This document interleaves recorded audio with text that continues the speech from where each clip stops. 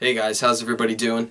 Have a review of a Radial passive direct box. There's certain things in the music industry that absolutely drive me crazy that you have to spend legitimate money on that don't make any noticeable difference except for when you buy something that sucks and then you do notice it because it doesn't work, and that's direct boxes and microphone cables while I'm on a rant. Basically, a good DI, what does it do? You just don't hear that it's there. Literally, that's what a good DI does. I've tried to quote-unquote save money by buying cheap DI boxes, $20, $30 art ones, pile ones, and basically, a couple problems you run into. If you're trying to use them for like a direct recording scenario, you might run into some hum and some noise that you didn't realize was there. I had that happen. That sucks. The second thing that might happen is they might just break because they're cheap. I've had that happen. There's nothing more frustrating than plugging something in that worked at the last gig to find out that it now doesn't work.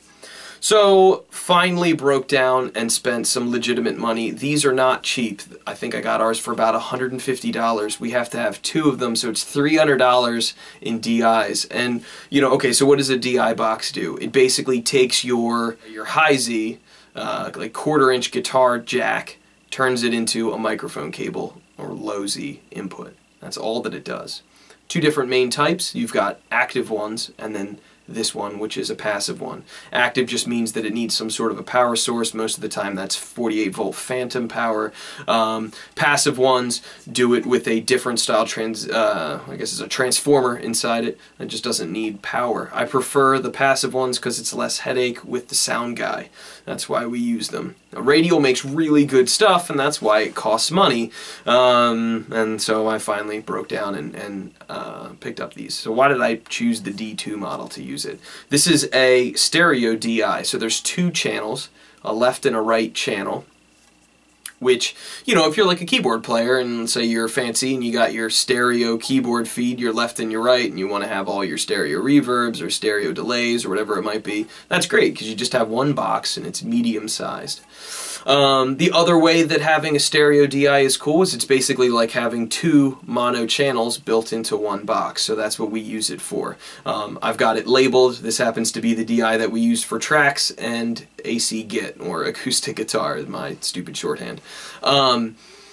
So we've got two of these. The other one goes for our bass and our keys. They're labeled for the sound guy on the side that he would be plugging the microphone cable into, and that's how we get our signal from our computer through our Focusrite interface. Basically goes through this DI, which turns it from a quarter-inch TRS. You know, it really looks like a guitar. Regular guitar cable. Turns it into a microphone cable. That's all the DIs do. I absolutely hate having to spend, you know, $300 on something to just do that. But you buy crappy ones, and like anything else, I guess, in life, you pay for what you get. What other features does it have? It's got 15 dB pad per channel. That can be useful. It's also got a ground lift, and in the kind of crummy clubs that I shouldn't say crummy, in the kind of clubs that we play in that are, you know, the power just isn't clean, you get ground loops, you get all sorts of problems.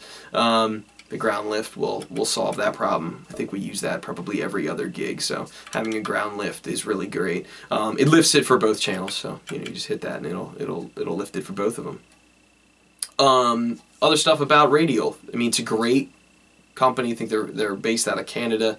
This thing is a tank. It is unbelievably heavy. It's unbelievably well built.